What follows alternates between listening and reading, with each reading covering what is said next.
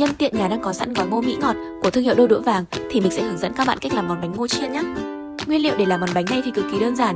Các bạn sẽ cần có ngô Mỹ tách hạt, đường, bột mì, bột chiên giòn và nước cốt dừa. Mình sẽ để khối lượng chi tiết ở trên màn hình nhé.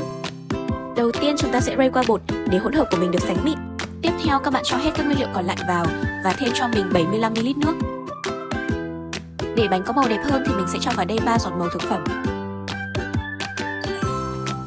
Cuối cùng chúng ta sẽ cho phần ngô vào, trộn đều cùng với bột và chuẩn bị đem đi chiên.